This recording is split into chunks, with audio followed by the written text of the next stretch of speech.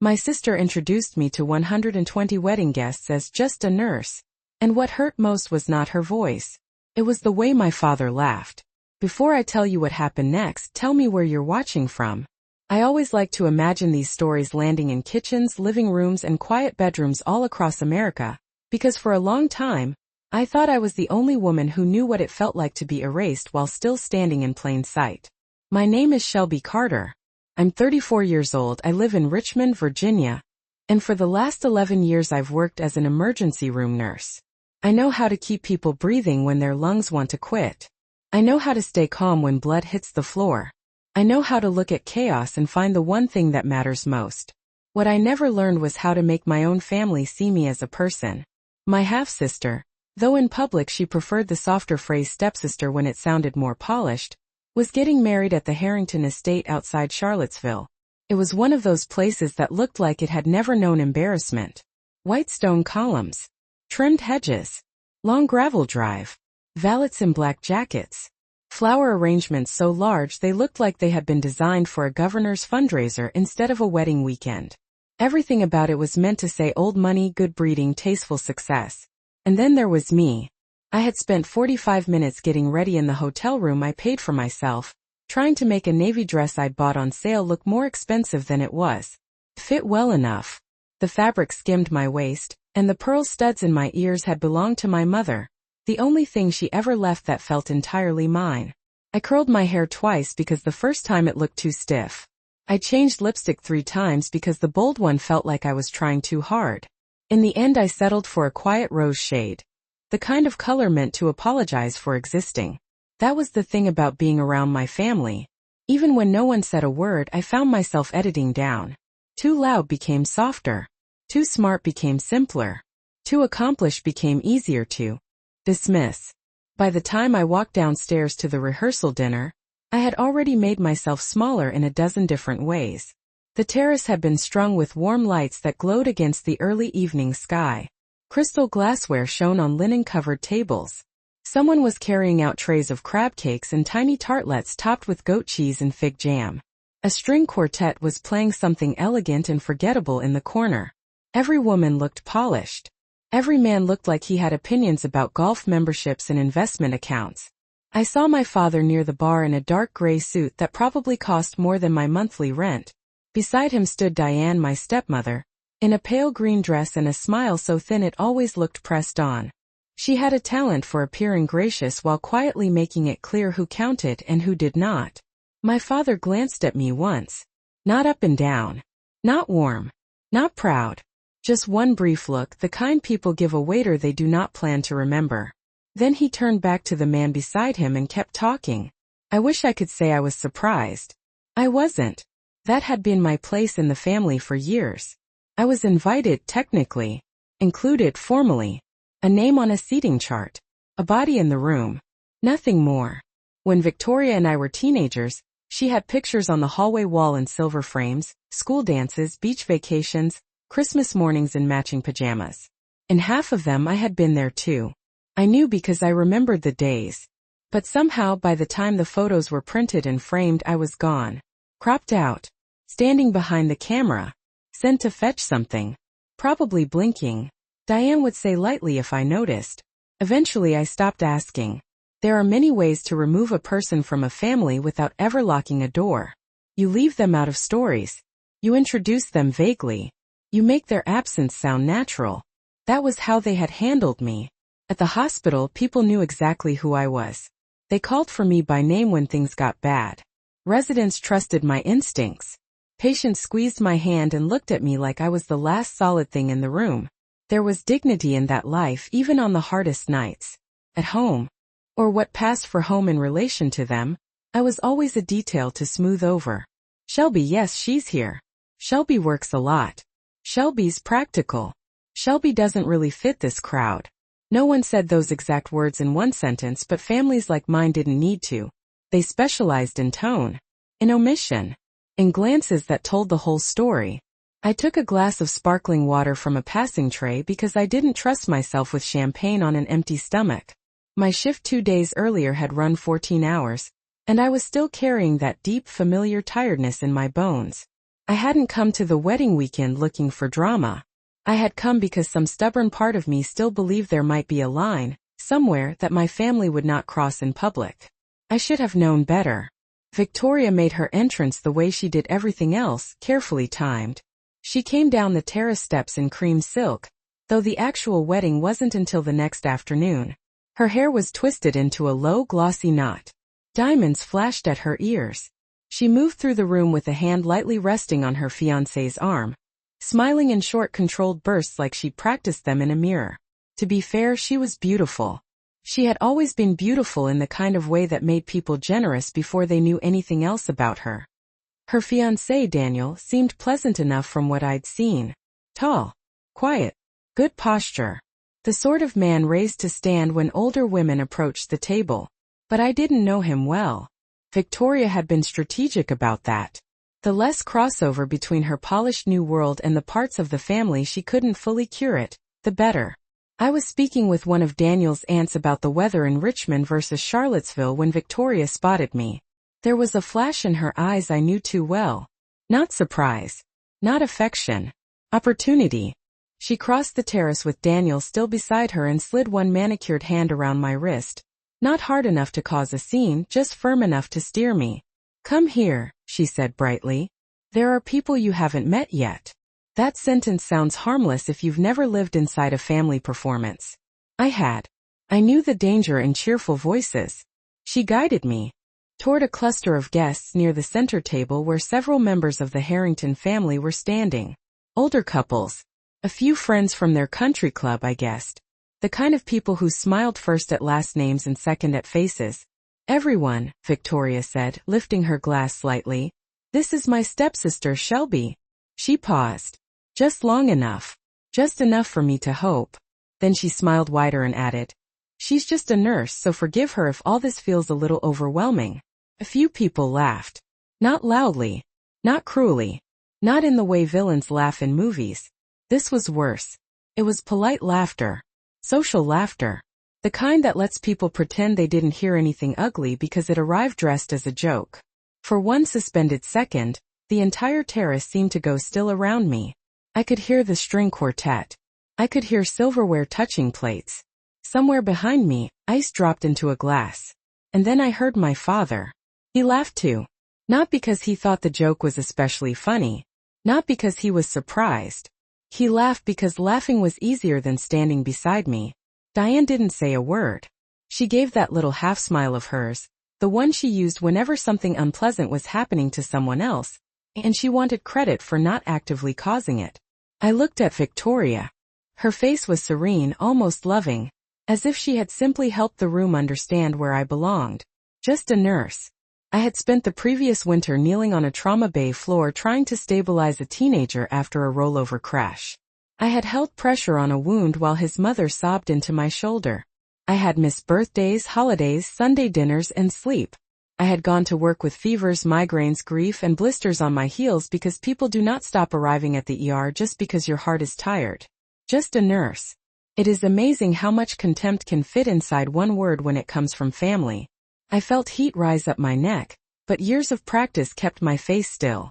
That was another thing I was good at, control. Patients needed steady hands. Families in waiting rooms needed steady eyes. And women raised in houses like mine learned early that if you showed pain too quickly, someone would call it proof you were difficult. So I smiled. Not because I was fine. Because I refused to let Victoria have the satisfaction of watching me break on her schedule. How lovely to meet all of you, I said, and even to my own ears my voice sounded calm. I hope you're enjoying the evening. One of the older women gave me a quick, embarrassed nod.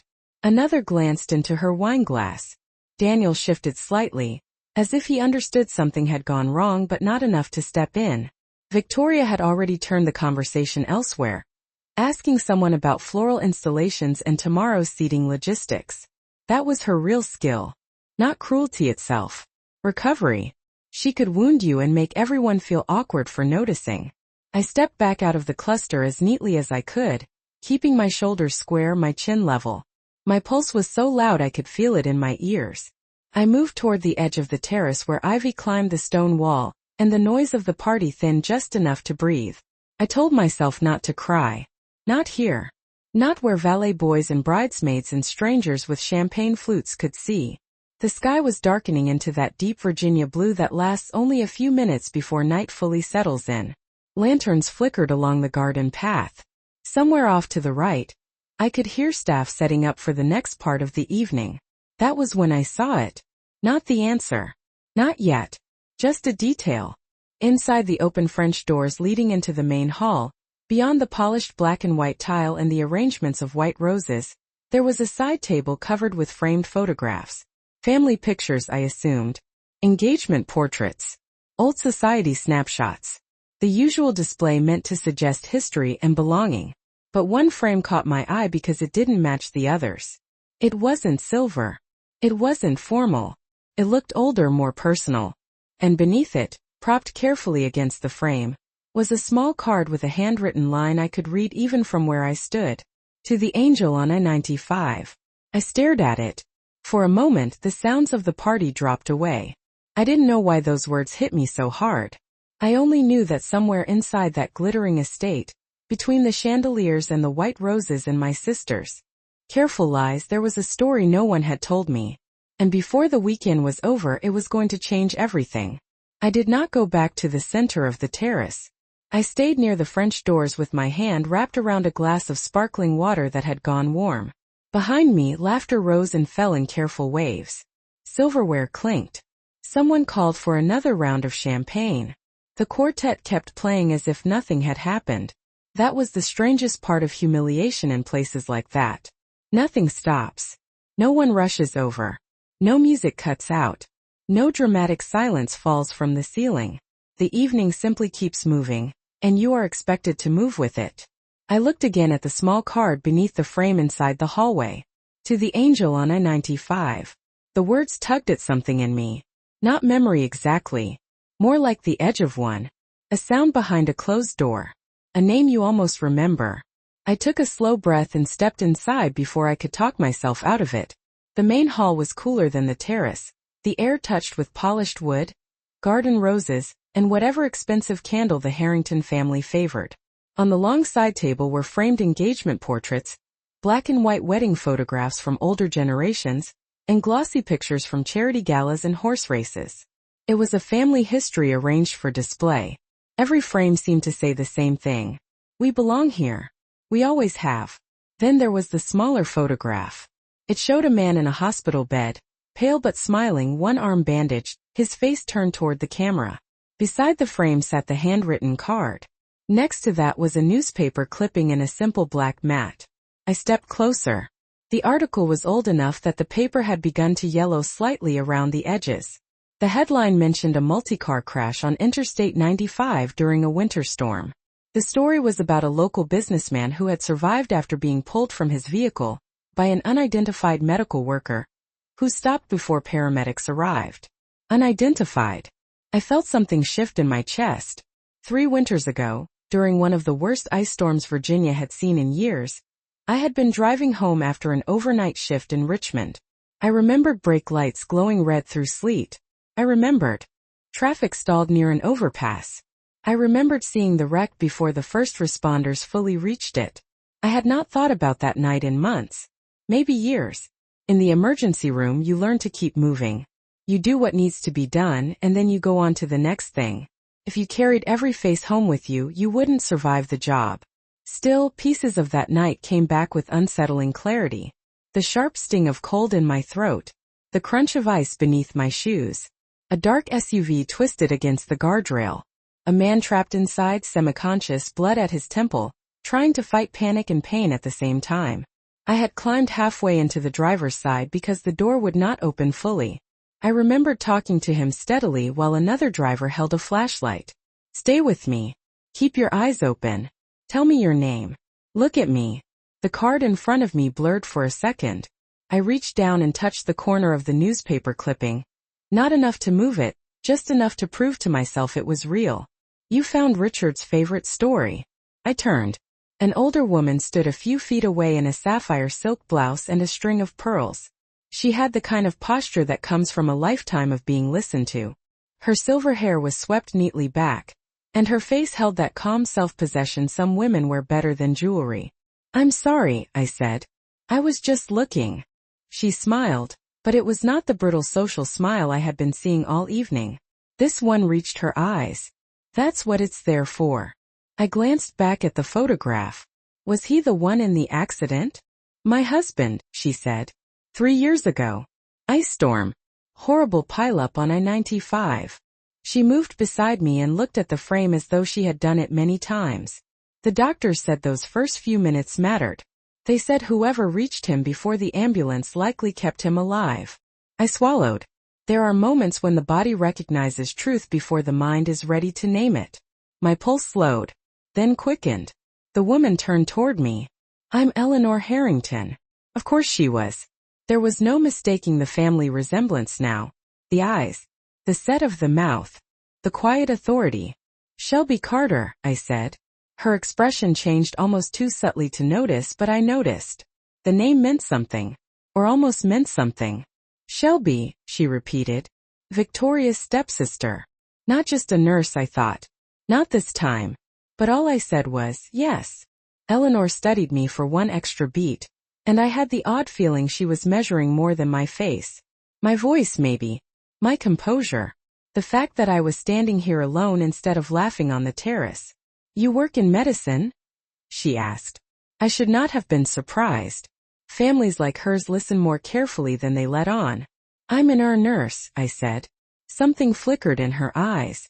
Before she could respond, voices drifted in from the terrace. Victoria's, bright and caring. My father's, lower murmur beneath it. The spell broke. Eleanor glanced toward the doors, then back at me. "You know," she said softly, "Richard has spent 3 years trying to remember the woman who saved him. He says he'd know her voice if he heard it again." A chill moved through me that had nothing to do with the air conditioning. I opened my mouth, then closed it. Because I didn't know what to say. Because the idea felt impossible.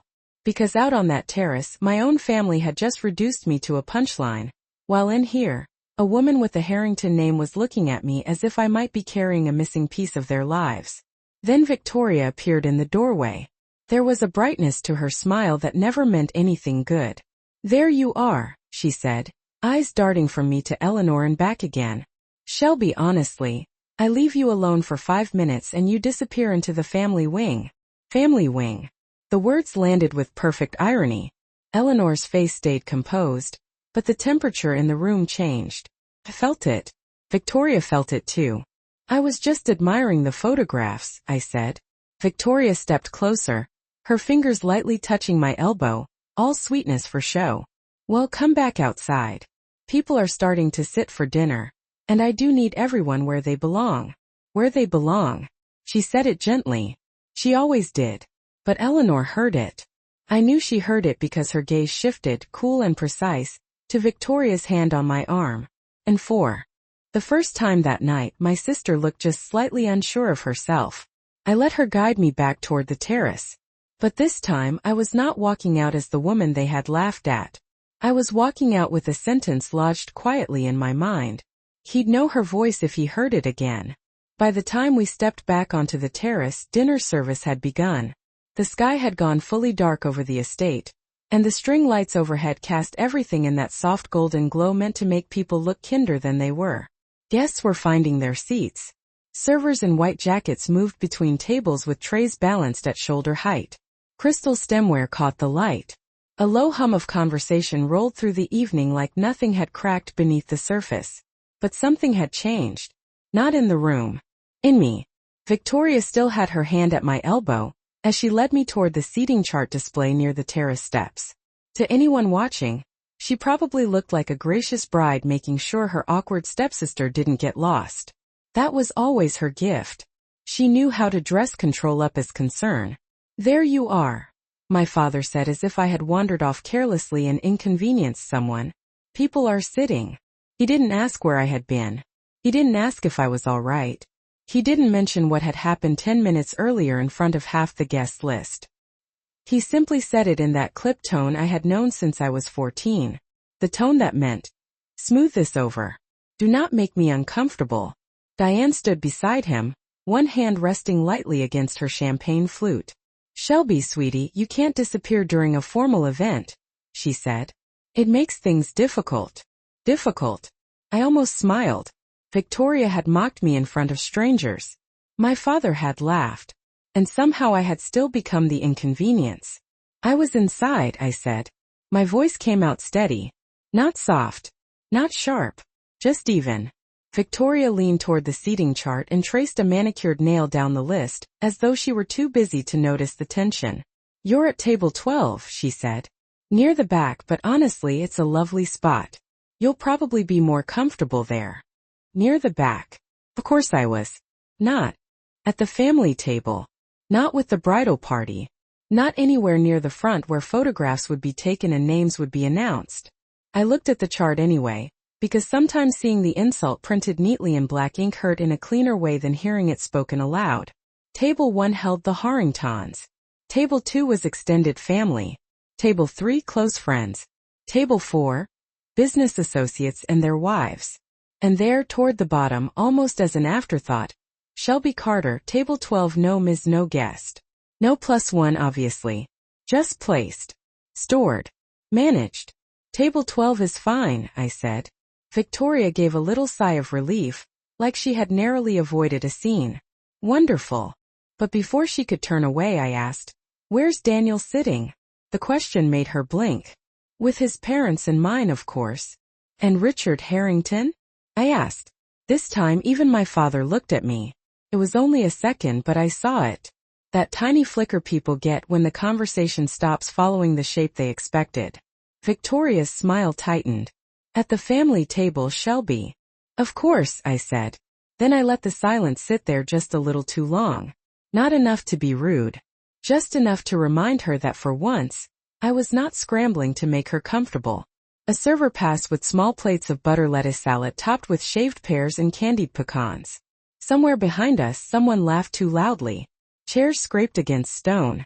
A photographer called for one more picture near the fountain. The whole evening kept performing itself. But out of the corner of my eye, I saw Eleanor Harrington step onto the terrace. She was not looking at the flowers. She was not looking at the bride. She was looking at me. Only for a moment. Then she moved toward the front tables with the composed ease of a woman used to rooms making space for her. Victoria noticed it too. I could tell because she straightened slightly and adjusted the line of her shoulders. That was the thing about wealth. Real wealth did not need to raise its voice. It only needed to pay attention. Try to enjoy yourself tonight, Diane said in that smooth, almost maternal tone she used when she wanted witnesses to think she had been kind. This is an important weekend for your sister. Important weekend. Though my only role here was not to disturb the story being told. I looked at her and thought of every holiday dinner where she had seated me at the edge of the table. Every photograph where she had angled Victoria toward the center. Every conversation where she said, the girls, and somehow meant only one daughter. For years I had kept explaining them to myself. Dad is stressed. Diane doesn't mean it that way. Victoria is insecure. It's easier if I let it go. Women like me do that too long. We become translators for our own mistreatment. We turn cruelty into misunderstanding because the truth is harder to live with. My father checked his watch. Take your seat, Shelby. That was when I understood something with a clarity so sharp it almost felt clean. They were not worried I was hurt. They were worried I might stop cooperating. I gave a small nod, then started toward table 12. It was tucked near the far side of the terrace, close enough to hear the speeches, far enough to stay out of the frame. My tablemates were a mix of distant acquaintances, one older cousin of the groom, a woman from Daniel's mother's tennis club, and two men I suspected worked with the family office in some capacity. Pleasant enough people. Peripheral people. The kind of table you assign to someone you need present but not visible. A folded place card marked my seat between a woman named Janice and a man in rimless glasses who introduced himself as Peter. Everyone was perfectly polite. That almost made it worse. Victoria mentioned you're in healthcare, Janice said as we settled in. There it was again. Mentioned. Introduced on her terms. Yes, I said. I'm an emergency room nurse in Richmond. Janice brightened. Goodness. That must be intense. It can be. Peter nodded. Long hours, I imagine. They don't stay short just because you're tired, I said. That got a small laugh from the table. Not mocking. Real. Warm even. For one strange second it startled me more than cruelty had. I was so used to being filtered through my family that hearing someone respond to me directly felt almost unfamiliar. At the head table, Victoria rose as servers began placing entrees.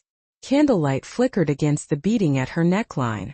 She tapped her glass lightly with a fork and the room softened into attention. She was good at this part. Always had been. When we were younger, she could cry on command if she needed sympathy, charm teachers if she needed leniency, flatter adults if she needed favors. She knew exactly how to make a room lean toward her. Thank you all for being here, she began, smiling with practiced emotion. This weekend means everything to Daniel and me. Applause. A few murmurs. Proud faces. She went on about love, family, legacy and gratitude. She thanked the Harringtons for welcoming her. She thanked friends who had flown in from New York and Atlanta. She thanked our father and Diane for showing me what elegance and commitment look like. I nearly choked on that one. Still I kept my face composed. Then she said, and to everyone who helped shape this journey, thank you for believing in us. Everyone. A generous little word. Large enough to sound inclusive. Vague enough to leave out whoever did not fit the image. She never looked at me while she said it. She didn't have to. That was her cruelty again. Refined. Plausibly deniable. Sharp enough to wound. Polished enough to survive in public. When she finished, the room applauded. My father's expression looked almost proud enough to break my heart, if I had still been letting it. I lifted my water glass and took a slow sip. Then, from the front of the terrace, I heard another glass touched lightly with silver. Not Victoria's this time. Richard Harrington had risen from his chair. And when he turned, he wasn't looking at the bride. He was looking past her. Toward me. The applause for Victoria had barely faded when Richard Harrington stood. He did not rush. He did not clear his throat dramatically. He did not smile the way people smile when they are about to tell a harmless story over dinner. He simply rose from his chair at the family table, lifted his glass and waited. That alone changed the room. Some people carry attention without asking for it. Richard Harrington was one of them. He was in his 60s, broad-shouldered, silver at the temples, with a kind of steady presence that made even loud people lower their voices around him. Until that moment, I had mostly known him as the groom's father, the man whose estate was hosting the wedding weekend, the man whose name seemed to float quietly behind everything expensive. Now every head on the terrace turned toward him. Victoria was still standing, one hand resting lightly against the stem of her glass, wearing the frozen smile of someone who expected this moment to become another tribute to her. Daniel looked up at his father with polite curiosity. My father straightened in his chair. Diane smoothed the napkin in her lap. And I sat at table 12 with my fingers wrapped around my water glass, suddenly aware of my own pulse again. Richard looked first at Daniel. I won't keep everyone long, he said, and his voice carried easily across the terrace. Warm, controlled, used to being listened to. But on evenings like this, I think it matters to say a few things clearly. A murmur of approval moved through the tables. He turned slightly toward Victoria and Daniel. Marriage, he said, is not built on the performance of love. It's built on character. And character shows itself most honestly in how we treat people who have nothing obvious to offer us. That line landed softly. Too softly maybe for some people to catch it at first. But I felt it. So did Victoria. I saw it in the tiny adjustment of her posture. The way her smile held but stopped breathing. Richard continued, still measured, still gracious. A beautiful event is easy to create when money, planning and good taste are involved. But respect, he paused there. Respect is something else. No one moved. The quartet had stopped completely now. Even the servers seemed to sense they should stay still. At my table, Janice lowered her fork. Richard glanced down at his glass, then back up. 3 years ago, during that terrible winter storm on I-95, I was in a crash that should have ended my life. The air changed. Not with noise. With attention. People leaned in. Chairs stopped shifting. Even those who had been half listening a moment earlier went still. At the front table, Eleanor watched her husband with an expression I could not fully read, except to know she had expected this. Daniel turned toward his father, surprised now. Victoria looked confused, but only for a second. Then she rearranged her face into concern, as if this story might somehow still be made useful to her. Richard went on. My family knows this story well. I've told it many times. The first responders were exceptional. The trauma team was exceptional.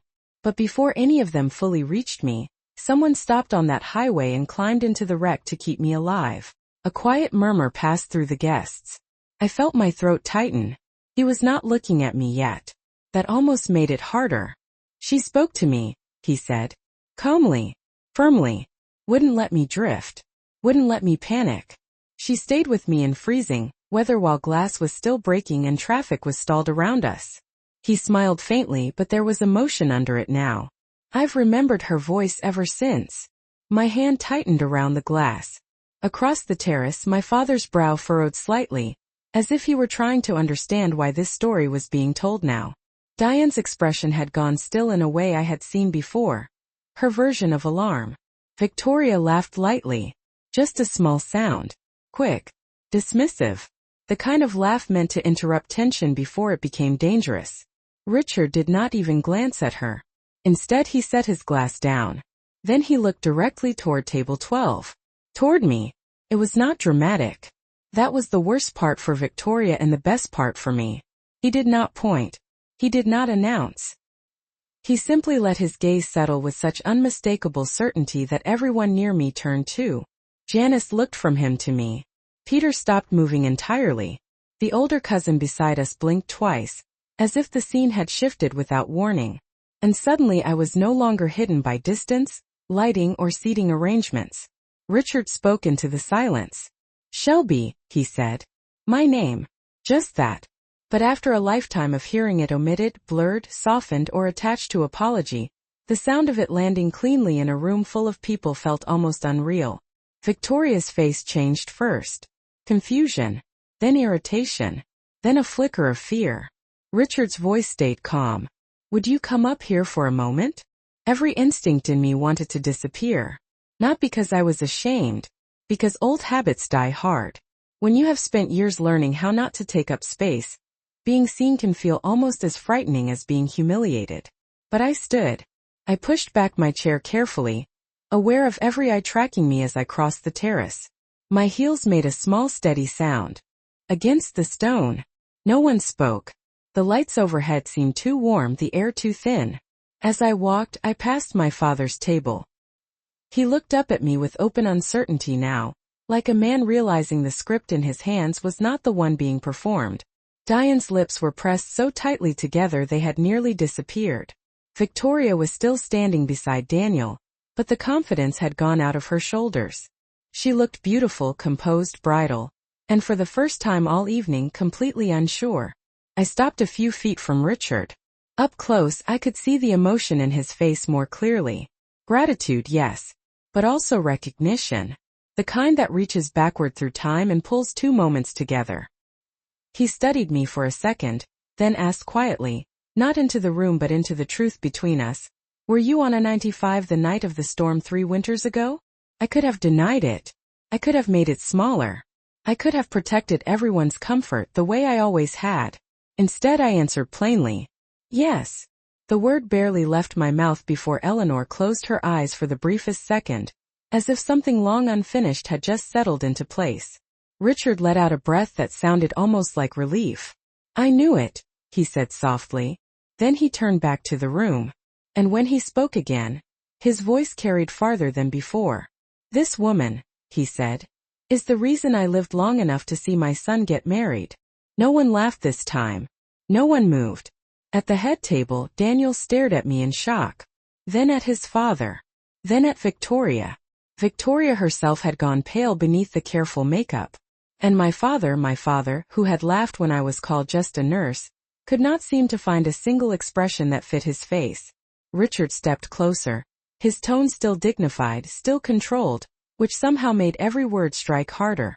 For 3 years, he said, my family has wanted the chance to thank the person who stopped and stayed. We knew she was medical. We knew she was calm under pressure.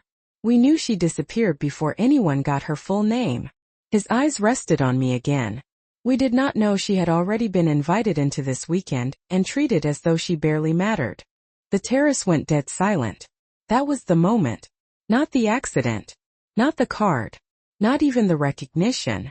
The moment the truth and the insult finally stood in the same light. And for the first time that night, the people who had watched me be diminished had no polite way to pretend they hadn't seen it. No one spoke for what felt like a full 10 seconds. That may not sound long, but in a room like that, 10 seconds of silence is an eternity. A few minutes earlier, guests had been laughing over wine pairings and floral centerpieces. Now the entire terrace sat frozen under strings of warm light, watching the groom's father stand beside the woman my sister had introduced as just a nurse. I did not know where to look first. At Richard, whose face held no drama, only conviction. At Eleanor, who looked at me with quiet certainty. At Daniel, who seemed to be trying to rebuild the last half hour in his head. Or at Victoria, whose expression had slipped far enough for everyone to see the panic underneath. My father was the one who broke first. He stood halfway from his chair, then stopped, as if he had not decided whether this was a moment to join, correct, or escape. "I'm sure there's been some misunderstanding," he said. That line would have worked on me once. Years ago I would have rushed to soften things, to rescue him from discomfort, to help everyone pretend the wound had happened by accident. Not anymore. Richard turned his head toward my father with perfect calm. "I don't believe there has." My father gave a short, uneasy laugh, but no one joined him. Shelby never mentioned anything like this. That almost made me smile. Mentioned. As though I owed my family a running list of every life I had helped save between being ignored at Thanksgiving and cropped out of Christmas photos. Richard's tone stayed even. People with real character rarely announce themselves. That one landed hard. I heard someone at one of the middle tables shift in their seat. A fork touched a plate, then quickly stilled again. Victoria stepped forward before the silence could deepen. "Of course we all respect Shelby," she said, voice bright, controlled, almost musical. "I think everyone here knows I was joking earlier." There it was. The oldest escape route in the world. It was a joke. "You're too sensitive. No harm was meant." She said it beautifully. She always did. If someone had arrived only in that moment, they might have believed her. She had that bridal glow, that perfect posture, that polished tone of a woman raised to speak as though she had never been cruel a day in her life. But rooms change once truth enters them. A joke only works when everyone agrees to laugh. No one was laughing now. Richard looked at her for a long second. Not angrily. Not even coldly. Just with the steady attention of a man who had spent decades learning to tell the difference between charm and substance. "Words matter," he said. "Especially in public." Victoria's smile faltered. Daniel finally stood too. "Dad," he said quietly, "what exactly are you saying?" Richard turned to his son. "I'm saying the woman your fiancé diminished in front of our guests is the same woman who kept me conscious on an icy highway until help arrived." He paused. "And I'm saying I would not treat that lightly." The terrace seemed to tilt. Not physically. Socially. That was the strange thing about power. A moment before, Victoria had all of it. The room belonged to her. The setting, the attention, the script. I had been a side note seated near the back. Now every eye was on her for a different reason. Not admiration. Assessment. Diane rose next, all velvet smoothness and social instinct. "Richard, I'm sure Victoria didn't mean any disrespect. We're all emotional. Wedding weekends can be chaotic." I looked at her, then really looked at her. She was doing what she had always done. Repackaging harm as stress. Turning a pattern into an unfortunate misunderstanding. Making cruelty sound accidental so no one had to face what it revealed. Eleanor spoke before Richard could answer. "Chaotic," she said gently, "is not the word I would choose." She did not raise her voice. She did not need to. Her tone was light, almost soft, but it carried clearly. Women like Eleanor had learned long ago that a calm sentence, delivered at the right moment, could split a room more cleanly than shouting ever could. Diane sat back down. For the first time in my life, I watched another woman refuse to help her rewrite the scene. Richard turned to me again. "Shelby, Know this may be uncomfortable, but would you tell them what happened that night? I felt 120 pairs of eyes move back to me. A year ago, maybe even 6 months ago, I would have hated that. I would have wanted the floor to open under my feet. But something had shifted the moment he said my name out loud. I was tired of standing inside stories other people told about me. So I answered simply. There was a pileup during the ice storm, I said. Traffic had stopped. I saw his SUV against the guardrail. I glanced at Richard, then back at the guests. The driver's side was crushed. He was conscious but barely. He was disoriented and losing blood. I climbed in as far as I could and kept him awake until paramedics got there.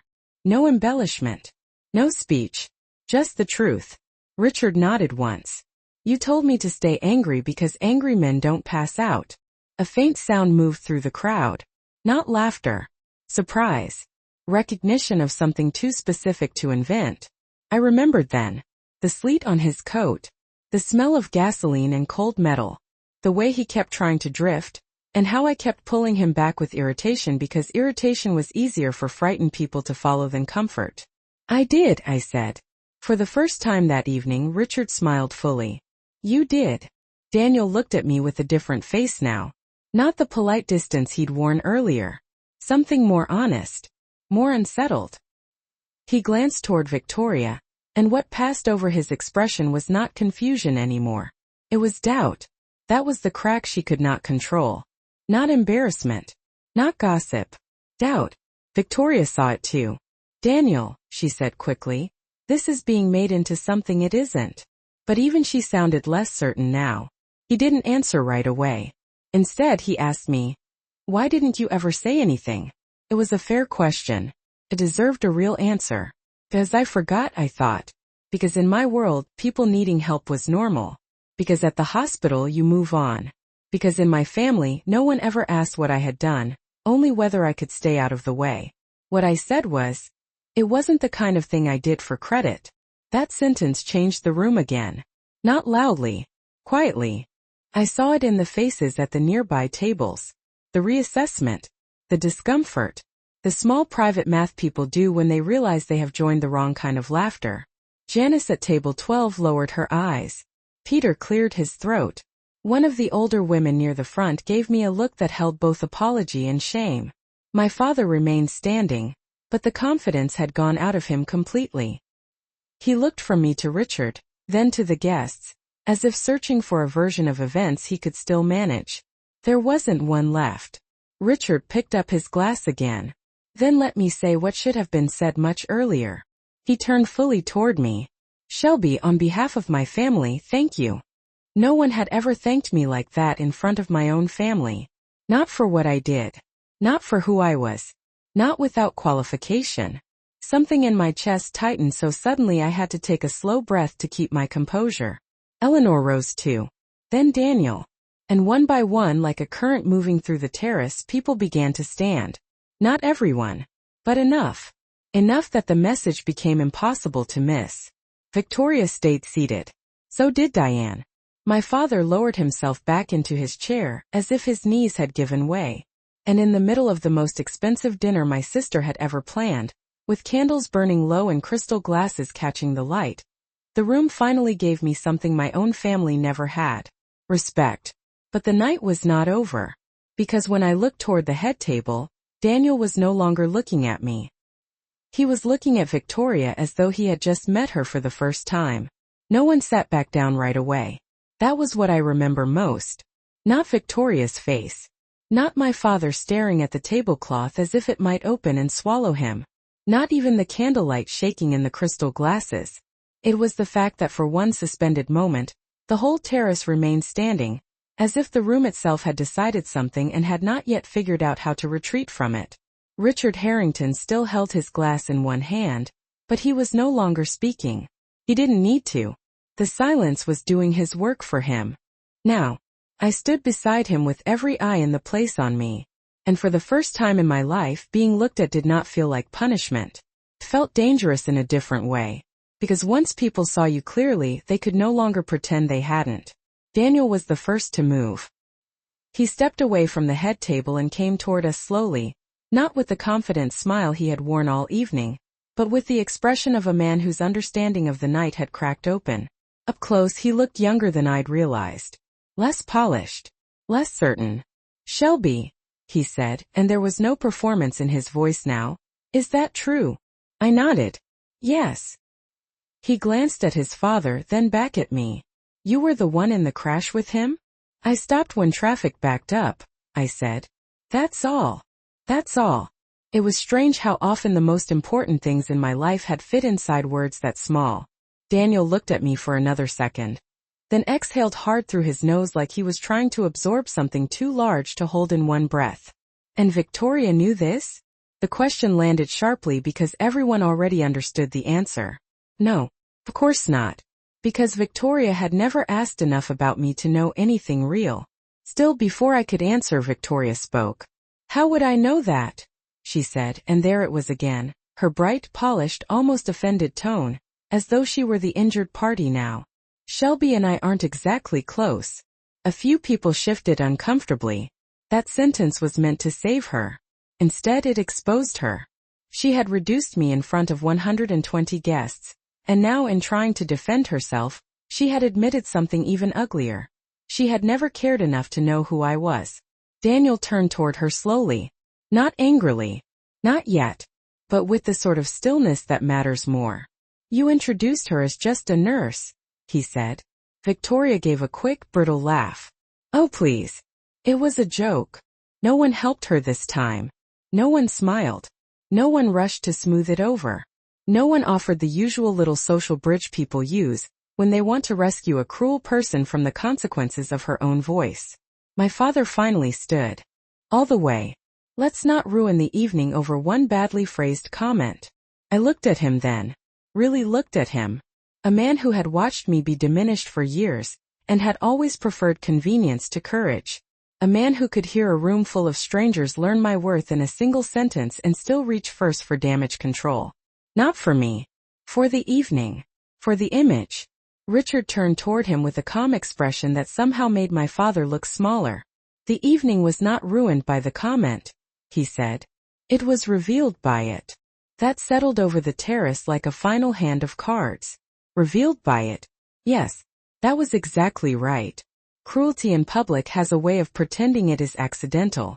But once someone names it, the disguise falls apart. Diane rose again, slower this time, as if she sensed the room would not move with her the way it usually did. "I think emotions are high," she said. "Perhaps everyone should sit and enjoy dinner before this becomes something unnecessarily personal." Unnecessarily personal. I almost laughed. As if I had not been the one made personal entertainment 20 minutes earlier. As if a woman could be publicly humiliated and then asked with a straight face not to take it personally. Eleanor Harrington looked at Diane and said very softly, "I believe it already is." That ended that. You could feel it. The social center of the evening had shifted away from Victoria, away from my father, away even from the carefully arranged beauty of the event itself. It was resting now on something none of them had planned for. Truth. Plain and inconvenient. Richard stepped aside just enough to give me room, though I had nowhere in particular to go. "Shelby," he said, "would you do us the honor of joining the family table for the rest of dinner?" The words hit the terrace like a second shock. Victoria's head turned so fast I thought for one wild second she might actually forget herself in public. My father stared. Diane's face went smooth in that dangerous way it did when she was furious but knew she could not show it. It was not only an invitation. Everyone understood that. It was a correction. A public one. The woman placed at table 12 near the back was now being asked to sit at the front by the man whose name was on the estate, the guest list, the wine labels, and probably half the charitable buildings in the county. I should tell you that I wasn't prepared for how much that simple kindness would hurt. Because kindness, when you have gone too long without it, can land like grief. I managed. "That's very generous." "It's appropriate," Eleanor said. "Not generous. Appropriate." That word mattered. It said I was not receiving a favor. I was being restored to the place I should never have been denied. Daniel pulled out the empty chair beside his mother. "Please," he said. Every instinct built into me by my family told me to refuse. To make myself easier. To say no thank you, I'm fine where I am. To spare everyone the discomfort of watching the correction happen. But another voice, quieter and older and finally tired of being ignored, said, "Stop helping them diminish you." So I nodded. And I walked with Richard and Eleanor toward the head table. No one spoke as I passed the other guests. I could feel their eyes following me, but now the feeling had changed. It was no longer pity, amusement, or polite dismissal. It was respect mixed with discomfort. Because watching someone be honored after you joined in belittling them forces an ugly kind of self-recognition. When we reached the head table, a staff member rushed to adjust place settings. Another chair was brought over. Crystal moved. Silverware shifted. A folded napkin was placed before me with careful hands. Small things. But there is power in watching a room rearrange itself after it had tried to place you at the margins. Victoria was still standing when I took my seat.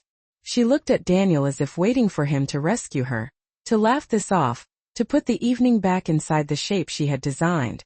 But Daniel did not look at her the way he had before. He looked at her as a man looks at a sentence he wishes he had read more carefully. Then, quietly enough that only those near the front could hear, he said, "Why didn't you tell me your family was like this? Your family. Not our evening. Not a misunderstanding. Not a joke. Your family." That was the moment Victoria lost more than control of the room. She lost the assumption that he was standing entirely beside her. And as dinner finally resumed under the chandeliers and garden lights, with plates set down and conversations returning in strained little fragments, I realized something I had never let myself believe before. Sometimes the worst thing you can do to cruel people is not scream, not cry, not leave. Sometimes the worst thing you can do is stay seated long enough for everyone to see them clearly. Dinner resumed, but the evening never recovered its original shape. You could feel that immediately. The servers came out with the main course as if nothing had happened. Fillets were set down. Salmon was placed beside polished silver. Glasses were refilled. Candles burned steadily in the warm Virginia night. The quartet began playing again, softer this time, almost cautiously, like even the musicians understood the room had split open. But no one relaxed. Not really. Conversations restarted in fragments. Little careful clusters of words. Too polite. Too measured. The kind people use when everyone at the table is thinking about the same thing and pretending not to. I sat between Eleanor and Daniel at the head table, and even now saying that still feels strange. For most of my life, family events had taught me one lesson. Know where you are allowed to sit. Near the edge. Out of the photos. Away from the people who mattered. And now here I was, under the chandelier glow and garden lights, at the table my sister had spent months protecting from me. I should have felt triumphant. I didn't. I felt steady. There is a difference. Triumph is loud. Steady is quieter. Harder earned. It comes when something inside you finally stops shaking, even if the room around you still is. A server placed my plate in front of me with visible care. Eleanor thanked him by name. Across from us, Richard cut into his dinner as though he had not just turned the entire weekend inside out with 3 calm minutes of honesty. That, more than anything, made me understand the Harringtons. Real dignity did not require spectacle. Victoria was seated across the table now, though not directly opposite me. Daniel had returned to his place beside her, but there was distance in the angle of his shoulders. Not dramatic distance. Not enough for guests to whisper openly. Just enough for a woman who had spent her life reading rooms to feel the air change. She kept trying to restart the script, asking a question about floral deliveries tomorrow morning, commenting on the dessert timing, mentioning the weather forecast for the ceremony as though atmospheric conditions were still the most important issue in play. No one followed her all the way. That was new. My father had gone oddly quiet. That was new too. Men like him usually recover fast in public. They joke. They redirect. They smooth. But tonight there was nowhere to redirect the truth. He sat 2 seats down, shoulders stiff, face composed in the way people get when they are trying to look neutral and only succeed in looking absent. Diane was better at it. Of course she was. She asked Eleanor about the rehearsal timing for the church. She complimented the wine. She thanked one of the staff members with just enough warmth to be overheard. But every now and then when she thought no one was watching, I saw her look at me. Not with guilt. Not with regret. With irritation. As if my worst offense tonight had been refusing to stay in the place assigned to me. Daniel was the first one at the table to speak to me directly. Not politely. Not performatively. Directly. "What hospital are you with in Richmond?" he asked. I set down my fork. "St. Matthew's Regional." He nodded once. "My father said the trauma team there was excellent." "They are," I said. He was lucky. Richard looked up at that. "I was," he said. "But not only because of the hospital." There was no force in the sentence. He didn't need any. Victoria's hand tightened around her knife. The table went still for half a breath. Then Eleanor asked me what shift I usually worked, and I answered. "Nights mostly. Some weekends. Holiday rotations when needed." The conversation moved there for a few minutes, and something almost surreal happened. They listened. Not the way people listen when they're waiting for their turn to speak. Not the way my family always had, with that vague expression that says hurry this up and make it less about you. They listened as though my work was real. As though my life had detail worth knowing. Eleanor asked how long I'd been in emergency medicine. Richard asked whether staffing shortages had eased since the worst of the pandemic years. Daniel asked whether I had always known I wanted that kind of work. I answered simply. No embellishing. No self-promotion. I told them the truth. That I liked being useful in moments that frightened other people. That the ER suited me because things became very clear there. Someone needs oxygen. Someone needs blood. Someone needs a calm voice. Someone needs a decision. It is painful, exhausting work, but it is honest. When I finished, Eleanor said, "That sounds like a life of substance." Substance. It was such a clean word. I don't think my family had ever used a word like that about me. Victoria laughed lightly. Shelby always did like being busy. There it was again. The reduction. The smoothing over. The effort to flatten a whole life into something harmless. But this time it didn't land. Not because I defended myself. Because no one let her define the meaning of what had just been said. Eleanor turned her head just enough to look at Victoria. Busy is not the same as brave. Silence. Just a small one. But Victoria heard it. Everyone did. She looked at Daniel as if waiting for a rescue line. Some softening phrase. Some husband-to-be instinct to protect her from the consequences of her own tone. He took a sip of wine instead. That tiny non-action struck harder than an argument might have. I ate a few bites of salmon, though my appetite had never fully returned. Around us, the guests were trying to reset the evening in manageable pieces. A woman at a nearby table complimented the centerpieces too brightly. Someone else began discussing a golf fundraiser. A man laughed half a beat too late at something unfunny. That is what happens when a room has been morally embarrassed. People reach for ordinary topics as if normal conversation can close the wound. But some truths do not close that quickly. Partway through dinner, a photographer approached the head table and asked if he could get a few candid shots before dessert. Victoria brightened instantly, relief flashing through her like electricity. Photos were safe territory. Photos could still be controlled. "Of course," she said, smoothing one hand over her dress. The photographer nodded and began arranging people subtly. Maybe a few with the immediate family first. Immediate family. For years, that phrase had come with invisible borders. I started to push back my chair automatically, a reflex older than thought. Immediate family meant other people. I knew that script in my bones. But Richard said, "Stay where you are, Shelby." The photographer paused. So did I. Victoria's eyes snapped toward him. "Oh, I think we were going to do just parents and—" "She stays," Richard said. Not harshly. Not loudly. Just with finality. The photographer, who clearly understood hierarchy when he heard it, gave a quick nod. Absolutely. And there it was again. The room rearranging itself around a truth my family had spent years denying. I remained seated. Daniel remained seated too, though I saw the discomfort in the line of his jaw. He wasn't embarrassed by me. Not anymore. He was embarrassed by the revelation of what he had attached himself to. My father hesitated before standing for the photo. For one brief second his gaze met mine, and I saw something there I had not expected. Not love. Not even full shame. Recognition. As if he was seeing, perhaps for the first time, That the daughter he had spent years minimizing was being treated with more respect by strangers in 1 hour than he had offered her in decades. The camera flashed. Then again.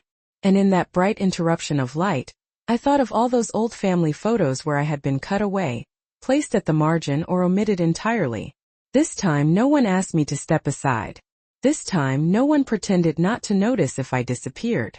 The photographer lowered his camera and smiled at Richard. Beautiful. No one at that table looked beautiful to me. Not in the decorative sense. But something in the scene had become honest. And honesty, once it enters a family performance, has a way of ruining every fake thing left standing. By the time dessert was served, I could feel Victoria unraveling beneath the surface. Not loudly. Not yet. But in the clipped way she answered questions. The fixed brightness of her smile. The way she stopped looking at me altogether, as if not seeing me could somehow restore the balance she had lost. It couldn't. Because the night had moved past embarrassment now. It had entered consequence. And I knew, just by the way Daniel sat beside her without reaching for her hand once, that the real damage had only begun. By the time dessert was cleared, the rehearsal dinner had turned into something no florist, planner or expensive wine list could repair. The candles were still burning. The staff was still moving quietly. The string quartet was still playing as though elegance could survive anything. But elegance is fragile when truth gets involved. People had stopped pretending the evening was normal. They were still being polite, of course. Families like the Harringtons did not fall apart loudly in public. They adjusted their posture, lowered their voices, chose their words more carefully. That was how damage showed itself in rooms like this. Not with shouting. With restraint that suddenly had edges. I stayed at the head table through dessert because leaving too quickly would have looked like apology. And I was done apologizing for surviving other people's behavior. Eleanor spoke to me about Richmond. Richard asked whether I was taking any time off after the wedding weekend. Daniel said very little. That silence of his mattered more than anything he could have said. Victoria kept trying to revive herself through charm. She complimented the lemon tart. Asked one of the bridesmaids if the welcome bags had all been delivered. Mentioned tomorrow's ceremony schedule twice. As if time itself could drag everyone back into the script she had written. But every sentence from her sounded slightly thinner now. That was what happens when a person loses the benefit of assumption. Before, people heard grace in her voice because they assumed grace was there. Now they were listening for what else might be hidden under it. At one point, she laughed at something one of Daniel's cousins said. And the laugh landed in the air by itself. No echo. No return. I could see she felt that. A little later, the dinner began to loosen. Guests rose from their seats in twos and threes, drifting toward the garden paths or into the main hall where coffee had been set out on silver trays. Conversations broke apart and reformed. The official structure of the evening was ending, which meant the dangerous part was beginning. Because once formal remarks are over, people start saying what they really think. I had just thanked a server for refilling my coffee when Richard leaned slightly toward me and said, "Would you mind walking with Eleanor for a few minutes? She'd like to show you the conservatory." It was a kind invitation on the surface. It was also, I suspected, a protective one. He knew the room had changed. He knew people would be talking. And he knew, maybe better than I did, that Victoria would not enjoy losing control in front of an audience without trying to take some of it back. "I'd like that," I said. Eleanor rose beside me, graceful and self-possessed as ever. Together we stepped away from the head table, and moved through the side doors into a glass-walled conservatory at the edge of the estate. The night air inside was cooler there. Orange trees sat in large stone planters. A fountain murmured softly in the center. Beyond the glass, I could see guests moving under the lights like figures in another life. For the first time all evening there was quiet. Real quiet. Not the tense kind. Not the social kind. The kind that lets your body realize what it has been carrying. I exhaled, and Eleanor looked at me with the sort of understanding that makes explanations unnecessary. "You held yourself beautifully tonight," she said. The words nearly undid me. Not because they were dramatic. Because they were precise. Beautifully did not mean pleasantly. It did not mean obediently. It meant with dignity. With control. With self-respect. "Thank you," I said. And my voice came out softer than I intended. She folded her hands loosely in front of her. I know something about women who learn to become smaller for the comfort of others.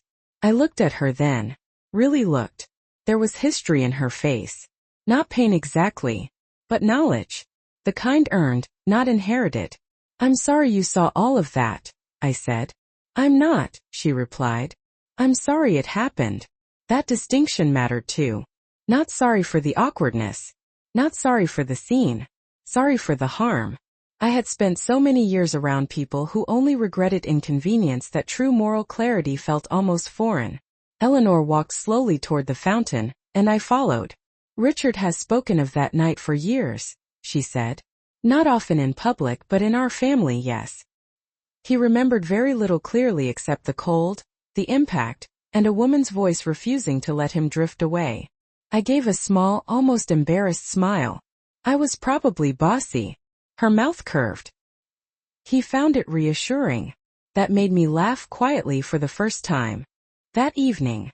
Then the laughter faded, and with it came the weight of everything else. My family. The terrace. My father laughing. Victoria smiling while she cut me down in front of strangers. Eleanor must have seen something change in my face because she asked, "Has it always been like this?" There are questions so gentle they leave no room for lying. Yes, I said. Just that at first.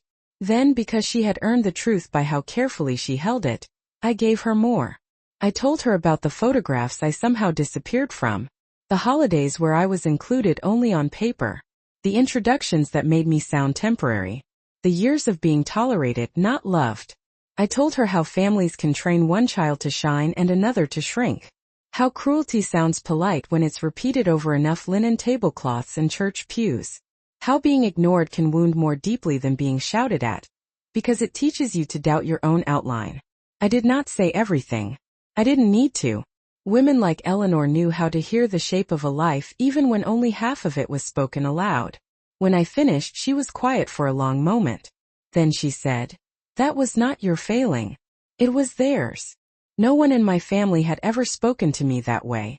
They had always treated pain as something to manage privately, hide gracefully, and never translate into accusation. If you were hurt, the solution was to become less hurt-looking, less affected, less present. But Eleanor named it plainly. Theirs, not mine. Before I could answer, voices rose faintly from the hallway outside the conservatory. Not many words at first. Just tones. One low and male. One tighter female. Then clearer. Daniel. Victoria. I could not make out every word, but I heard enough. In front of everyone. You're overreacting. That isn't the point. It was a joke, Daniel. The old instinct in me said, leave. Do not hear this. Do not become part of another painful scene. But I stood still. Because this was no longer about whether I could endure embarrassment. I had already done that. This was about consequence beginning to find the people who earned it. Eleanor looked toward the glass door, then back at me. Her expression did not change, but something in it sharpened. He's asking the right questions, she said. The argument outside rose another notch. I heard Victoria say my name. Not warmly, not casually, sharply.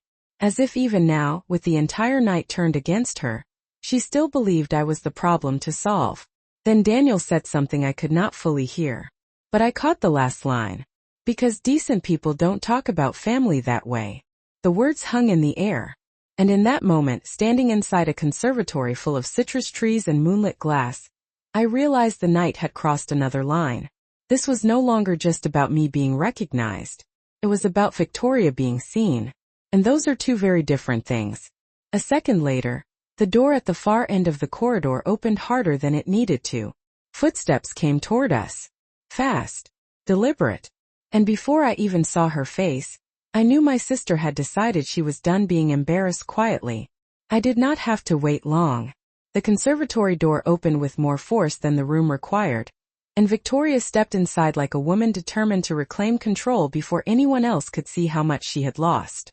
She stopped the moment she noticed Eleanor was still with me. That checked her for half a second. Only half. Then the smile came back. Thin. Controlled. The kind she wore when she wanted to sound composed while barely holding herself together underneath. Shelby, she said too brightly. Can I talk to you for a minute? Not may I. Not would you mind. Not even please. Just the old family tone, dressed in silk and good breeding. The one that assumed I would still follow when called. I looked at Eleanor. She did not step away immediately. She simply gave Victoria a steady, unreadable glance, then turned to me and said, I'll be just outside if you need me. That sentence was a gift. Simple. Elegant. Protective. Victoria heard it too. I could tell by the slight tightening in her jaw. When Eleanor left, the door clicked softly behind her. The fountain kept murmuring in the center of the room. Moonlight lay pale across the glass walls. Somewhere outside, distant voices drifted across the lawn, low and careful. The sound of people pretending not to discuss a disaster while discussing it anyway. Victoria crossed her arms. For once she did. Not begin with sweetness. What exactly are you doing? She asked. I almost laughed at the question, because it told me everything. Not how are you? Not that was unexpected. Not I didn't know. What are you doing? As if I had staged the entire evening. As if I had somehow manipulated her into humiliating me, manipulated Richard into recognizing me, manipulated the room into seeing what had been there all along. I'm standing here, I said. Her eyes flashed. Don't do that. Do what? Act innocent. There it was. The familiar family math. They hurt you. You remain calm. Then somehow your calm becomes the offense. Victoria took 2 quick steps closer, lowering her voice. You could have said something earlier. I held her gaze. About what? About Richard. About the accident. About any of this. She made a sharp, frustrated motion with one hand, as if the facts themselves were untidy. You let me walk into that. That sentence settled between us. For a second I was too tired even to be angry. Because after everything she had done, after the introduction, the smile, the laugh, the years of erasing me, she still believed the deepest injury of the night belonged to her. You introduced me as just a nurse, I said. In front of 120 people. Victoria gave a small, exasperated breath. Oh my God, Shelby. It was a joke. No, I said. It was a measurement. She blinked. I could see she had expected tears. Maybe indignation. Maybe a scene she could later describe as another example of how difficult I was. She had not expected clarity. A lot of people think cruelty is always loud. It isn't. Sometimes it comes wrapped in perfect posture, and a lowered voice and expensive lipstick. Sometimes it sounds like lighten up and don't make this awkward, and you know I didn't mean it that way. But meaning has never lived in words alone. It lives in patterns. In repetition. In who always gets to be large and who is told year after year to become less visible. Victoria's face hardened. You always do this. Do what? Make everything about how victimized you are. She gave a bitter little laugh. You know what? Fine. Maybe things weren't always perfect. But you act like we abused you because you weren't the center of every family photo. The line was so cold, so precisely careless, that for 1 second I simply stared at her. Because there it was at last. No silk on it. No gloss. The truth of how she saw me. Not as a sister. Not even as a rival. As an inconvenience with feelings. I said, I wasn't asking to be the center. I was asking to be included. She looked away first. Only briefly. But long enough. And in families like ours that mattered. Outside the glass wall, I saw movement on the terrace path. Guests drifting toward coffee. A pair of bridesmaids near the hedge, heads together. The wedding planner crossing the lawn with a clipboard, and a face fixed into neutral professionalism. The whole estate was trying to restore its shape. Inside the conservatory there was no restoring anything. Victoria dropped her arms and shifted tactics. I knew the move before she made it. If outrage didn't work, she would reach for pity. You have no idea what kind of pressure I'm under, she said, quieter now. This weekend has to be perfect. Daniel's family notices everything. They judge everything. Do you understand what one wrong impression can do? Yes, I thought. I do. I understood because I had spent half my life being shaped around her fear of wrong impressions. But I did not rescue her with that answer. Instead I said, so you made me the wrong impression. Her expression changed again. That little flare of anger, then panic, then calculation. You're twisting this. No, I said. I'm finally saying it out loud. She stepped even closer. Do you enjoy this? Is that what this is? Because if you think humiliating me in front of Daniel's family is going to fix whatever childhood resentment you're carrying, I cut in gently. You humiliated yourself. The sentence landed harder than if I had shouted. She went still. It is one thing to be insulted. It is another to be denied the comfort of pretending you were attacked first. For a moment all I could hear was the fountain. Then Victoria said, in a voice I had not heard from her since we were teenagers, "You always hated me." That almost undid me. Not because it was true. Because it was the story she had chosen. The easiest one. The cleanest one. The one that let her keep every kindness ever shown to her while rewriting. My silence as envy. I didn't hate you, I said. I wanted you to love me enough not to make me small. Something shifted in her face then. Not remorse. Not quite. But the shadow of understanding. The kind that hurts because it arrives too late to save anyone's pride. She looked down. Then away. Then toward the glass, where voices had begun to gather more clearly outside. Daniel's voice among them. Richard's lower. My father's strained. The world beyond the conservatory was still moving. Still watching. Still recalculating. Victoria straightened, and when she looked back at me, the softness was gone. Whatever nearly human thing had flickered there, she buried it fast. Be careful, she said quietly. You may feel important right now, but this is still my wedding. The threat in that sentence was almost elegant. Not open enough to be called one. Clear enough that it was one anyway. I held her gaze and said, then maybe stop turning every room into a test of whether other people deserve basic decency. She stared at me. Then the door opened again. Daniel stood there. He did not storm in. He did not raise his voice. But there was a new kind of distance in his face, and I knew instantly that whatever he had heard outside, whatever he had pieced together in the last hour, had moved beyond discomfort now. He looked first at Victoria, then at me, then back at Victoria. My mother wants to speak with both of us, he said. Not we need to go. Not come on, sweetheart. Not any of the soft language an almost husband uses when he is still standing securely at a bride's side. Just the facts. Victoria smiled too quickly. Daniel, honestly, this has gotten completely out of proportion. He didn't argue. That was what made it worse. He just said, not to them. Then his eyes flicked to me, and his voice changed slightly. Gentler. More careful. Shelby, he said. I think there are things you should hear. That was the moment I understood the night had not reached its peak in front of the guests. That had only been the unveiling. The real fracture was happening now, behind glass and under low voices, where polished families decide what they can and cannot survive. And judging by the way Victoria's face lost color when Daniel stepped aside to let me pass first, she knew it too. The room was no longer hers to control. The story wasn't either. The tone and pacing here follow the Dang 4 guidance. Public humiliation contrasted with a refined setting, short controlled sentences, and quiet power rather than melodrama. Daniel led us out of the conservatory and down a quieter side corridor off the main hall. The noise of the rehearsal dinner faded behind us.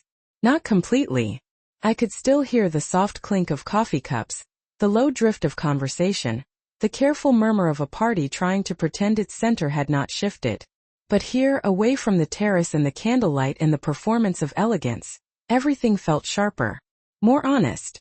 The corridor opened into a smaller sitting room lined with bookshelves and old oil portraits. A fire had been laid in the stone hearth, though it had burned down to a low amber glow. Eleanor stood near the mantel.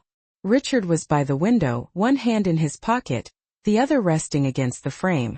My father was there too, along with Diane, both looking as though they had arrived expecting a manageable conversation and realized too late it would not be one. No one offered wine. No one sat immediately. That told me everything.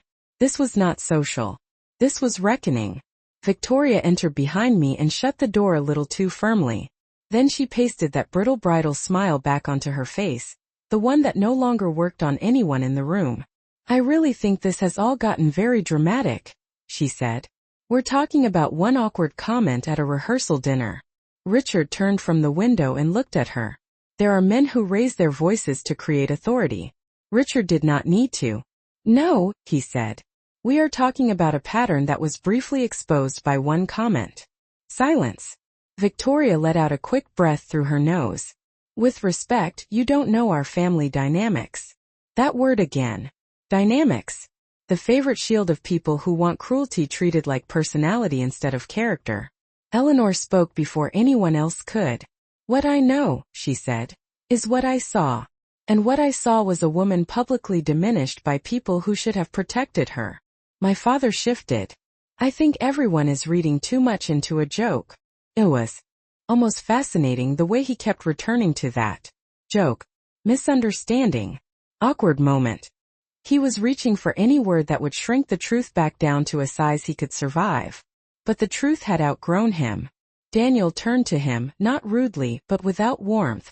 Sir, I was standing there. My father went quiet. Diane tried next.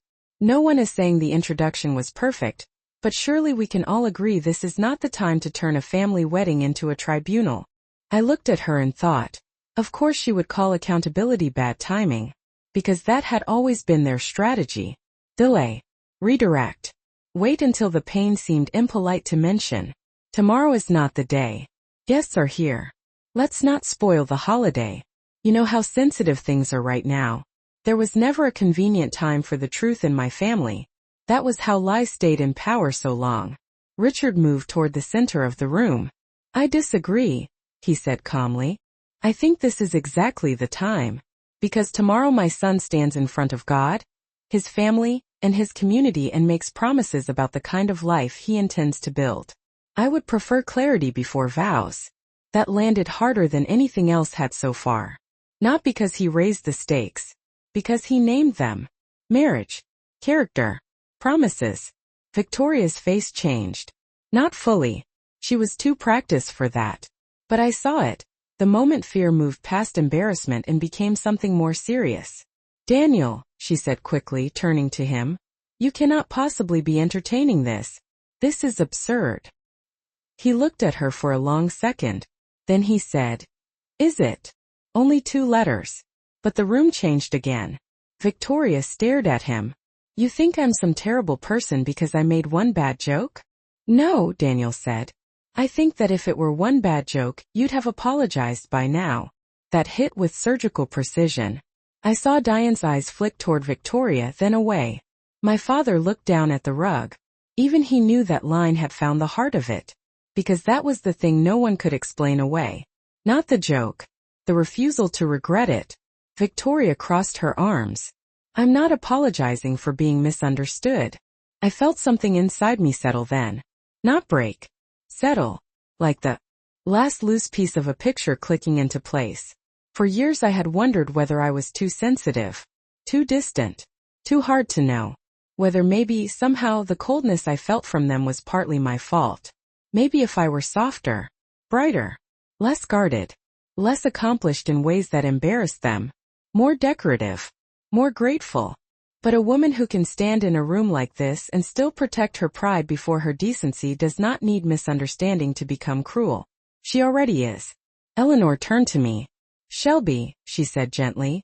I know this is difficult, but I think it's important your voice not disappear now. My voice. Not my reaction. Not my feelings. My voice. I nodded. The room waited. So I told the truth. Not every truth. There were too many. A whole childhood could not fit neatly into one late-night sitting room. But enough. I spoke about growing up adjacent to the family rather than inside it. About photographs I vanished from. Introductions that made me sound temporary. Holiday dinners where my chair was always there but never my place. The subtle corrections. The way Diane would refer to the family, and somehow not mean me. The way my father laughed things off because confronting them would cost him comfort. The way Victoria learned early that she could sharpen herself against me, and still be praised for sparkling. No one interrupted. That mattered. I spoke calmly. I did not dramatize. I did not cry. I did not plead to be believed. I didn't need to. Because families like mine count on emotion to discredit truth. If you cry, you're unstable. If you get angry, you're difficult. If you withdraw, you're aloof. So I gave them something harder to escape. Clarity. When I finished, the room stayed quiet for several seconds. Daniel looked sick. Not theatrically. Not with shock for display. With the slow moral nausea of a decent man realizing the polished story he had been handed came at someone else's expense. He turned to Victoria. Is any of that false? She hesitated. That was all it took. Just one hesitation. If she had a defense, it would have come instantly. Victoria had always been fast when protecting herself. But truth is heavy. It slows liars down. Finally she said, "That's not a fair version of things." Daniel nodded once, and somehow that was worse than anger. That wasn't my question. My father stepped in then, too late and too weakly. Families are complicated. Yes, Richard said. But contempt is actually very simple. No one answered. The fire snapped quietly in the grate. Outside the sitting room windows, I could see estate lights glowing over the lawn. Somewhere in the distance, a car door shut. The wedding weekend still existed out there. Flowers, tuxedos, vows, photographers, champagne. But in this room, something far more important was being decided. Daniel walked a few steps away, then turned back. He looked at me first. "Shelby, I owe you an apology. I stood there tonight and let her introduction pass because I didn't understand what I was hearing." He swallowed once. "I understand now." It was the first apology of the night that sounded like it belonged to an adult. No excuses. No tone policing. No self-protection. Just ownership. "Thank you," I said. Then he faced Victoria. And when he spoke again, his voice was quiet enough that everyone had to lean into it. "I need to ask you something, and I need you not to spin it." That sentence made even Diane go still. Victoria's chin lifted. "Fine." Daniel held her gaze. "When you said just a nurse," he asked, "did you mean it exactly the way it sounded?" No one breathed. Because that was the question beneath everything. Not what she intended people to think afterward. Not how elegantly she could rewrite it. Not whether the evening could still be saved. Only this. "Did you mean to cut her down?" Victoria looked at him. Then at me. Then at the floor for the smallest fraction of a second. And in that silence, before she even answered, I think every person in the room already knew the truth. Victoria did not answer right away. That was the first answer. In families like mine, the truth often arrives before words do. It arrives in hesitation. In the tiny break between question and performance. In the brief moment when a person realizes the usual exits have closed. Daniel was still looking at her. No anger yet. No raised voice. Just that terrible steady waiting that decent people do when they want to give someone one last chance to tell the truth on their own. Victoria lifted her chin. "I meant that she's a nurse," she said. "That's all." No one moved. Because all of us in that room knew what she had done with that word. The pause before it. The tone. The little laugh that followed. The invitation for strangers to understand exactly where she believed I belonged. Daniel asked, "Then why say just?" That landed with a kind of clean force. Not dramatic. Not loud. Clean. Victoria's eyes flicked toward my father. Then Diane, the old instinct looking for backup. But even they seemed to understand how dangerous it would be to step in now. My father looked trapped inside his own face. Diane stood perfectly still, as if stillness might pass for neutrality. Victoria tried again. "Because Shelby always makes things feel heavier than they are." I almost smiled. There it was again. The family translation system. Cruelty becomes teasing. Pain becomes oversensitivity. Truth becomes making things heavy. But this room was past translation now. Daniel said, "That's not an answer." His voice had changed. Still quiet. Still controlled. But not uncertain anymore. Victoria heard it too. I could see the shift in her shoulders, the quickening in her breath. She had spent her entire adult life counting on polish to outrun consequence. This was the first room I had ever seen where it truly wasn't working. Richard spoke next, not to rescue anyone, but to sharpen the line already drawn. "Words like that are rarely accidental," he said. "They come from habit. From belief. Belief." That was the real wound, and everyone knew it. Not that she had chosen the wrong phrase. That she had chosen the true one. The one that reflected how she actually measured me. Victoria turned to me then. Not as a sister. Not even as an enemy. As if I were the witness she resented most. You're enjoying this, she said. I answered before anyone else could. No, and that was the truth. I was not enjoying any of it. Not the exposure. Not the discomfort. Not the look on Daniel's face as his future rearranged itself in real time. Not even the look on my father's face, though a colder version of me might have. There is a myth that women like me dream of revenge. Sometimes what we really dream of is simpler. To be seen accurately. Just once. Without someone else rushing to blur the edges. I'm not enjoying this, I said. I'm just not protecting it anymore. That sentence changed the air. My father finally spoke. Shelby. I turned toward him, and for the first time in years he stopped because of my face. I did not raise my voice. I did not cry. I did not accuse him with theatrics. I just looked at him as the grown woman I was, not the daughter he could still manage with tone. You laughed, I said. Only 3 words. But they hit harder than anything else I had said all night. His mouth opened then closed again. Because what defense was left? That he hadn't meant it? That it was reflex? That he had laughed to keep things light? Maybe all of that was true. And none of it made it better. For women like me, betrayal is rarely one grand event. It is usually 1,000 small permissions. 1,000 moments where someone could have stood up and chose not to. 1,000 times comfort mattered more than your dignity. My father had laughed. Not because he hated me. That might have been easier to understand. He laughed because siding with me would have cost him something socially, and he had spent years teaching himself not to pay that cost. He began then stopped. I didn't think. No, I said quietly. You didn't. Silence again. Diane stepped in at last, but even she sounded diminished now. We are all saying things we may regret. Eleanor looked at her. Some of us are only saying them late. That was the kind of line women remember for years. Not because it was clever, because it was true. Victoria folded her arms more tightly. So what now? She asked, the bridal smoothness finally dropping out of her voice. Are we all supposed to pretend Shelby is some kind of saint because she helped someone on the highway? The bitterness in it was almost naked. Richard answered before I could. No. We are supposed to acknowledge that she acted with courage and dignity, and that neither was matched by the way she was treated tonight. Victoria let out a short laugh, but it sounded frayed now. You're all making me into a monster, Daniel said. No one made you do any of this. That was the moment. The real one. Not on the terrace. Not at the head table. Not even in the conservatory. Here. Because until then, some part of Victoria had still believed she could talk her way back into position. Talk her way back into being the radiant bride who made one imperfect joke.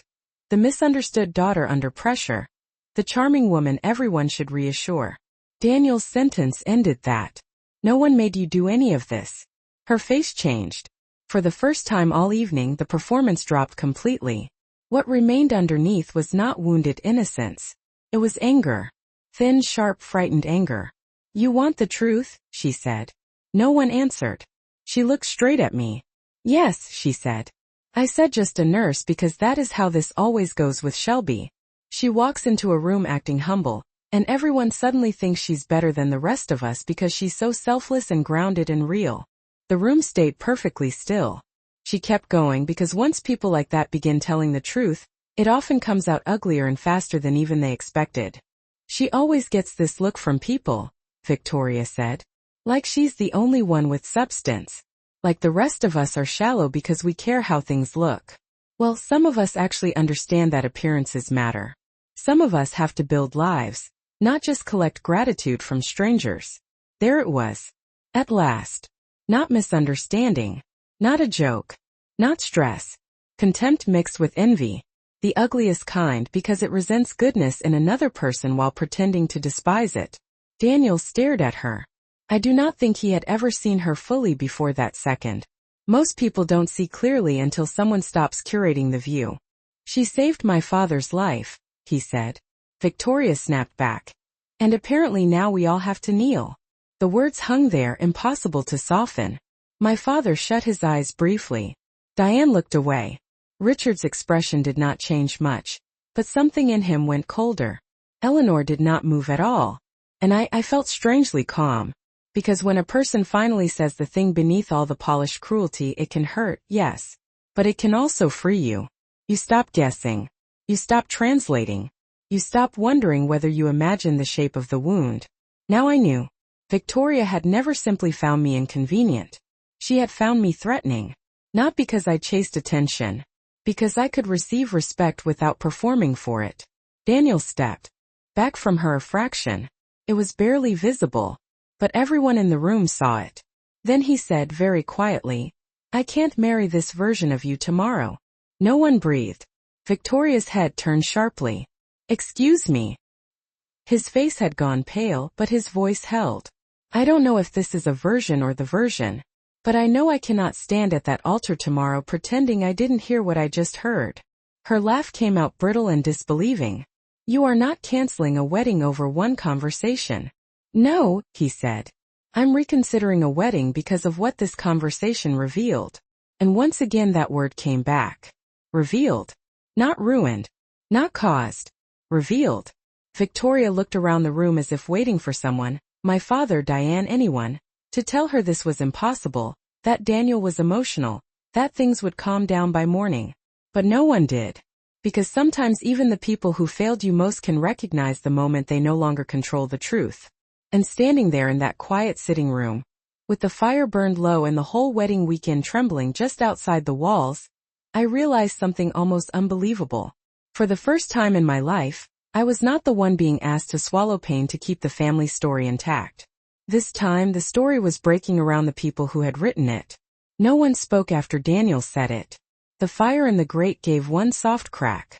Somewhere beyond the sitting room walls, laughter drifted faintly from the terrace and died before it reached us. The whole estate seemed to hold its breath. Victoria stared at Daniel as if language itself had failed her. "You're being ridiculous," she said at last, but the sentence came out thin. Stripped. Nothing like the polished voice she had worn all weekend. "You cannot mean that." Daniel did not answer right away. That was one of the things I came to respect about him in that moment. He did not rush to soften what he had said just because the silence was uncomfortable. He stood in it. He let the truth remain ugly if ugly was what it was. Then he said, "I mean that I can't make vows tomorrow while pretending I didn't just see how easily you can humiliate someone who never did anything but exist near you." Victoria looked from him to Richard, then to Eleanor, then finally to my father and Diane.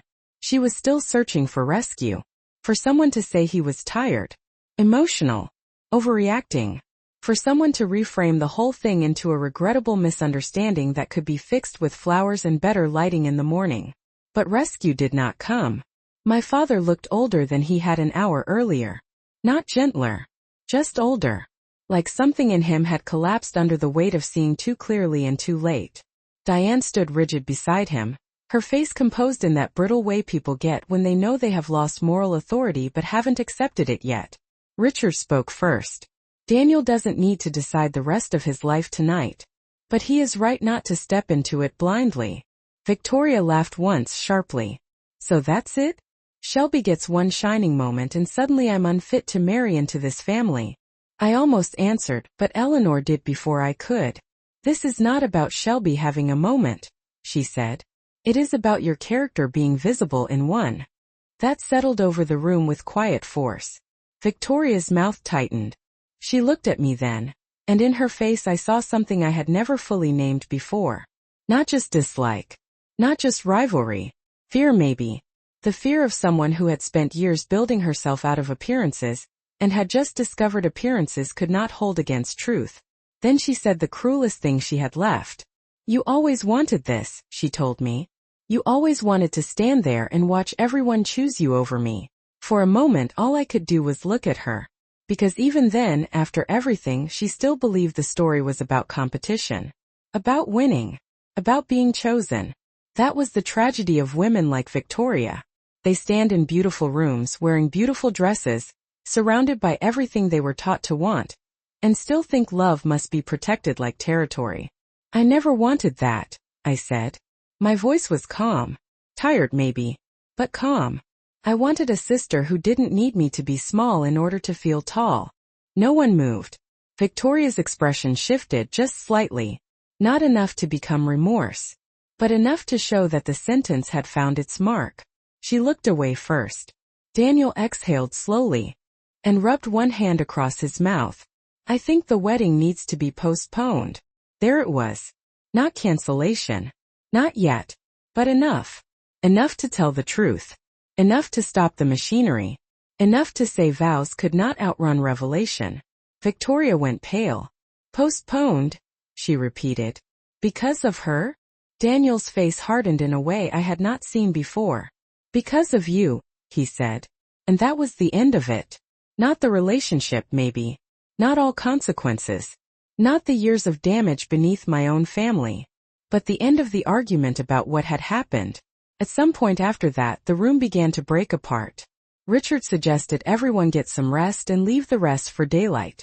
Eleanor touched my arm gently and asked whether I was all right. My father tried twice to speak and failed both times. Diane murmured something about exhaustion, but even she sounded distant, like she already knew the phrases she had always used no longer worked. Victoria left first. She did not slam the door. She did not cry in front of anyone. She walked out with stiff shoulders and perfect posture, the way women do when pride is the only thing still holding them upright. Daniel did not follow her. That, more than anything, told me the night had changed his life too. I stepped out of the sitting room a few minutes later and made my way down the quiet corridor alone. The estate had settled into that strange late-night hush that comes after guests begin leaving and staff start clearing the evidence of celebration. A few candles had burned low. Somewhere in the main hall, someone was collecting coffee cups. Beyond the tall windows, the lawn shimmered silver under moonlight. I should have felt victorious. Instead, I felt something gentler, lighter. Not because everything was fixed. It wasn't. My father had not suddenly become brave. Diane had not turned kind. Victoria had not transformed into the sister I once wished for. But something had ended. The old contract, maybe. The silent one that said I had to accept being diminished if I wanted to remain included. The one that taught me to smile through insult, sit where I was placed and call it peace. The one that asked me, over and over, to disappear gracefully so other people could feel whole. That contract was broken. Now, outside, I found myself standing near the same French doors where I had first seen the card on the side table. To the angel on I-95. The little note was still there beneath the photograph. The same handwriting. The same quiet gratitude. This time when I looked at it, I did not feel the shock of recognition. I felt closure. Not because I needed strangers to tell me my life had value. I had always known somewhere deep down that it did. In the ER. In those long nights under fluorescent lights. In every hand I held steady. In every frightened person I helped breathe through pain. But there is something healing about being named correctly after years of being described wrongly. Richard found me there a moment later. He didn't interrupt the silence right away. He stood beside me looking at the photograph. "I'm sorry," he said quietly. That gratitude had to arrive in the middle of so much ugliness. I looked at him and smiled a little. That's not how life usually works. The two tend to show up together. He gave a small nod like a man who understood exactly what I meant. Then he said, "Whether or not this wedding goes forward, I hope you know our family will never forget what you did." Our family. The words should have hurt. Instead they landed softly, because I knew what he meant. Not replacement. Not rescue. Just respect. And sometimes respect is the first clean thing a wounded heart can trust. The next morning I packed before sunrise. I did not wait for breakfast. I did not wait for explanations. I did not leave a note. When I walked through the hotel lobby with my overnight bag over one shoulder, the sky beyond the glass doors was pale blue and gold. The air outside smelled like cut grass and morning rain. My car was cool when I slid inside it. For a moment, I just sat there with both hands on the wheel and listened to the quiet. Then my phone buzzed. A text from Daniel. "I'm sorry for what you endured. You deserved better than all of us last night." A second text followed a few minutes later, this one from Eleanor. "You held your dignity when others failed to hold theirs. That will stay with me. Drive safely, Shelby." I read both messages once. Then again. Not because I needed them to survive. because they were clean. And after a lifetime of distorted things, clean mattered. As I pulled out of the long gravel drive and watched the Harrington estate disappear in my rearview mirror, I thought about the little girl I used to be. The one who stood at the edge of family photos and tried to smile as if partial love was enough. The one who kept believing that if she were useful enough, quiet enough, undemanding enough, one day someone would turn and say, "There you are. We see you now." I wish I could go back and tell her this. Some families will never know what to do with a woman who does not need their permission to matter. That is not her shame. That is theirs. I drove back to Richmond that morning with the windows cracked and the sun rising over the highway, and for the first time in years, I did not feel erased. I felt intact. And maybe that is the real ending to stories like mine. Not that the cruel are punished perfectly. Not that every apology comes. Not that every broken relationship is repaired. But that the woman they tried to make invisible walks away knowing at last that she was never small, only surrounded by people who needed her to be.